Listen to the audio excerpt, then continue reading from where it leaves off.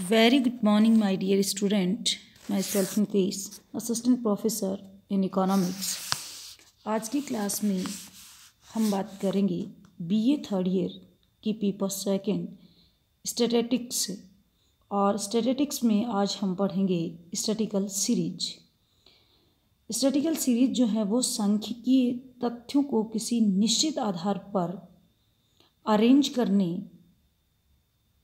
से जो व्यवस्थित क्रम प्राप्त होता है उसे हम सांख्यिकीय श्रेणी या सम्मकमाला या इसे हम स्टैटिस्टिकल सीरीज कहते हैं। यानी सांख्यिकीय तथ्य जो हैं उनको किसी निश्चित आधार पर हम अगर अरेंज करें और एक सुव्यवस्थित क्रम जो प्राप्त होता है उसे ही हम स्टैटिस्टिकल सीरीज कहते हैं। और जो सांख्यिकीय श्रेणियाँ होती हैं वो निम्न प्रकार की होती हैं। सांख्यिकीय श्रेणियाँ निम्न प्रकार की होती हैं, जैसे कालानुसार समय के किसी माप जैसे वर्ष, माह, सप्ताह, दिन के आधार पर वर्गीकृत समकों को व्यवस्थित क्रम कालानुसार या ऐतिहासिक श्रेणी कहलाती है। यदि 20वीं शताब्दी की 10 जनगणनाओं से उपलब्ध भारत की जनसंख्या के आंकड़े को हम समयानुसार रखा जाए तो इसे हम काल श्रेणी का निर्माण होगा, इसे हम काल श्रेणी कहेंगे। सेकंड, स्थानानुसार श्रेणी, इसमें समंकों को स्थानीय या भौगोलिक आधार पर क्रमबद्ध किया जाता है, जैसे राज्यों के अनुसार भारत की जनसंख्या का वितरण। थर्ड है परिस्थिति अनुसार, जब सम्मक श्रेणी का निर्माण किसी परिस्थिति में होने वाले परिवर्तनों के आधार पर किया जाता है तब उसे परिस्थिति श्रेणी कहते हैं।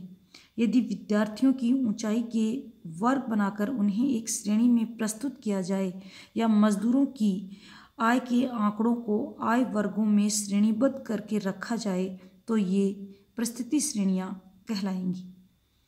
उसके बाद रचना के आधार पर सम्मक श्रेणियाँ 3 भागों में बांटी जाती हैं। सबसे पहले व्यक्तिगत श्रेणी, सेकंड खंडित या विच्छिन्न श्रेणी, थर्ड अखंडित या अविच्छिन्न या सतत श्रेणी। और स्टैटिस्टिक्स में हमारे विभिन्न तरह के जो वैल्यूज हैं या जो भी मूल्य हम ज्ञात करेंगे उनमें हम बार बार इन्हीं श्रेणियों को काम में लेंगे, इंडिविजुअल, डिस्क्रीट और कंटिन्यूअस सीरीज, जिन्हें हम व्यक्तिगत, खंडित या अखंडित श्रेणी, जिसे सतत श्रेणी के नाम से जानते हैं। तो सबसे पहले हम बात करेंगे इंडिविजुअल सीरीज, जिसे हम व्यक्तिगत श्रेणी कहते हैं। इसमें प्रत्येक पद का अलग अलग व्यक्तिगत माप दिया जाता है। यह किसी वर्ग या समूह में नहीं रखा जाता। यदि 50 विद्यार्थियों में से प्रत्येक के अलग अलग प्राप्तांक लिखे जाएं या 10 परिवारों में से प्रत्येक की मासिक आय अलग अलग लिख दी जाए तो ये व्यक्तिगत श्रेणी कहलाती है। सेकंड है खंडित, जिसे हम डिस्क्रीट सीरीज कहते हैं। समकों की उस श्रेणी को हम खंडित या डिस्क्रीट सीरीज कहते हैं जहाँ विभिन्न पदों के चर मूल्यों में निश्चित अंतर होते हैं। इसमें पद अधिकतर पूर्णांकों में होते हैं और उनके अन्य विभाग तथा उपविभाग नहीं किए जा सकते। दुर्घटना, व्यक्ति, पृष्ठ संख्या, बच्चों की संख्या आदि अखंडित श्रेणी के रूप हैं। थर्ड है सतत श्रेणी, जिसे हम कंटिन्यूअस सीरीज कहते हैं। कंटिन्यूअस सीरीज जो है इसमें विभिन्न पदों के मूल्यों में निरंतर या अविच्छिन्नता, कंटिन्यूटी होती है। ये मूल्य बहुत थोड़े अंश में ही बदलते हैं तथा इन्हें कुछ वर्गों में रखा जाता है। वर्गों में शामिल होने वाली संख्या को वर्ग आवृत्ति के रूप में लिख दिया जाता है। वर्गों में प्रस्तुत किए जाने पर मूल्यों के यथार्थ माप स्पष्ट नहीं होते हैं। प्रत्येक मूल्य को किसी एक वर्ग में स्थान प्राप्त होता है। वास्तव में वर्गांतरों के अनुसार वर्गीकरण इसी सम्मकमाला का उदाहरण है। तो व्यक्तिगत श्रेणी, जिसमें प्रत्येक मूल्य, प्रत्येक पद का अलग अलग मूल्य वर्गीकृत होता है। सेकंड है इंडिविजुअल सीरीज, जिसे पद या चर मूल्यों में निश्चित अंतर होते हैं। और थर्ड है सतत श्रेणी, जिसे हम कंटिन्यूअस सीरीज कहते हैं, और इसमें पद मूल्यों में कंटिन्यूटी बनी रहती है और इनमें कहीं भी अविच्छिन्नता रहती है। उसके बाद आगे हम देखते हैं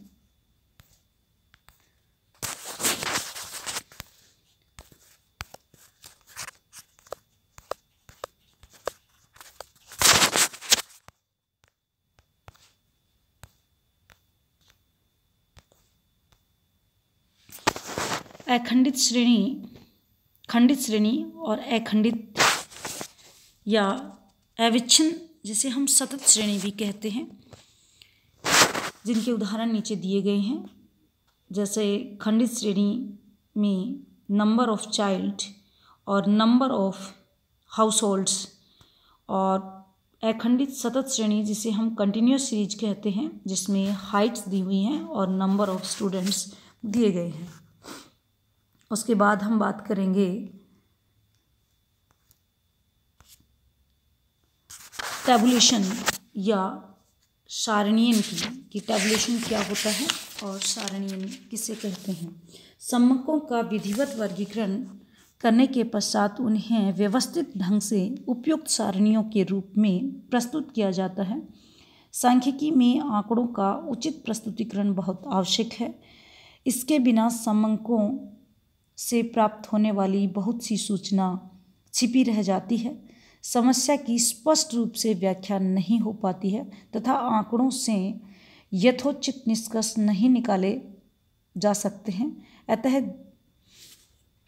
जैसा कि क्रॉक्सटन व काउडे ने कहा, स्वयं अपने प्रयोग के लिए या अन्य व्यक्तियों द्वारा प्रयोग किए जाने के उद्देश्य से सम्मकों को उसी उपयुक्त रूप में प्रस्तुत करना चाहिए। सामान्यतः या तो सम्मक सारणियों में क्रमबद्ध किए जाते हैं या आरेखीय युक्तियों द्वारा उनका चित्रण किया जाता है।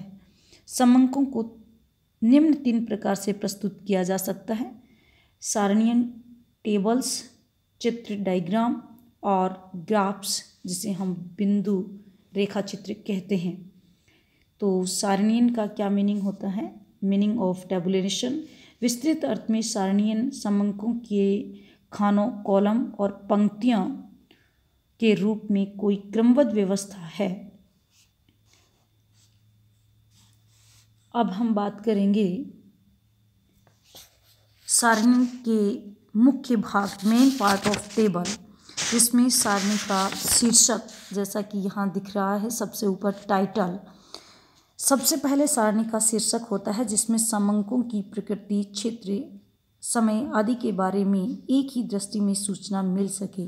यह मोटे अक्षरों में होता है ताकि तुरंत ही पाठकों का ध्यान आकर्षित हो। उसके बाद खानों व पंक्तियाँ, इसमें उपयुक्त सांख्यिकी एकक का भी उल्लेख होता है। प्रत्येक सारणी में खानों व पंक्तियाँ, जिसे हम रो एंड कॉलम कहते हैं, जो वर्टिकल लाइंस होती हैं उनको हम कॉलम, और जो हॉरिजॉन्टल लाइंस होती हैं, पंक्तियाँ, जिन्हें हम रो कहते हैं। प्रत्येक सारणी में खानों व पंक्तियों में प्रविष्ट सम्मकों के जोड़ की भी व्यवस्था होती है। रेखाएं खींचना तथा रिक्त स्थान छोड़ना। सारणी का आकर्षण बहुत कुछ उचित रेखा खींचने तथा उपयुक्त रिक्त स्थान छोड़ने पर निर्भर करता है। सारणी में सम्मक लिखने से पूर्व नमूने के रूप में सारणी का ढांचा बना लेना उचित रहता है। उसके बाद पदों की व्यवस्था, अरेंजमेंट ऑफ आइटम्स। सारणी के प्रारूप में खानों व पंक्तियों को उचित ढंग से क्रमबद्ध करके उनमें विभिन्न सम्मकों को यथोचित रीति से लिख दिया जाता है।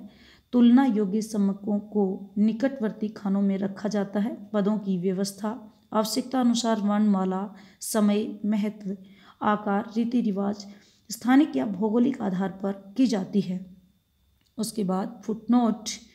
सारणी में कभी कभी कुछ विशिष्ट समकों या शब्दों को अधिक स्पष्ट करने या उन पर अधिक महत्व देने के लिए सारणी के नीचे एक संक्षिप्त व्याख्यात्मक टिप्पणी दी जाती है, जिसे हम फुटनोट्स कहते हैं, स्रोत सोर्स जिसे। प्रत्येक सारणी के अंत में यथासंभव समकों के संदर्भ व उद्गम के दिए जाते हैं, जिन्हें हम सोर्स कहते हैं।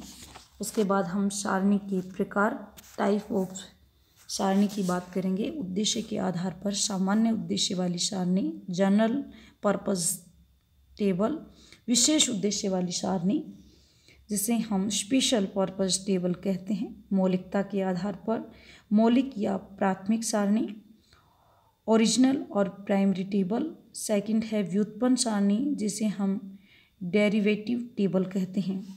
रचना के आधार पर सरल या एक गुण वाली, सिंपल या सिंगल और वन वे टेबल। सिंगल या वन वे टेबल सरल सारणी में समकों की केवल एक ही विशेषता या गुण को लिया जाता है, जैसे विद्यार्थियों की संख्या या विभिन्न ज्ञान संकायों के अनुसार सारणियन, जनसंख्या का राज्यों के अनुसार वितरण आदि। यह बनाने तथा समझने में अत्यंत सरल होती है। सेकंड, जटिल सारणी जिसे हम कॉम्प्लेक्स टेबल कहते हैं। एक से अधिक गुणों का विवेचन करने वाली सारणी को जटिल सारणी कहते हैं। और जटिल सारणी जो होती है वो आगे कई रूपों में डिवाइड होती है। जटिल सारणी जो है उसमें जटिल सारणी को जैसा कि रचना के आधार पर एक या सरल गुण वाली सारणी, जैसा कि एग्जाम्पल आपके सामने है, आयु वर्ग और व्यक्तियों की संख्या, age group and number of person.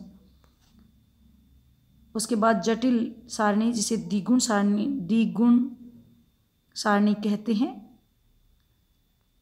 जैसे आयु वर्ग और व्यक्तियों की संख्या में हमने पुरुष, स्त्री और उनके बाद उनकी टोटल करेंगे।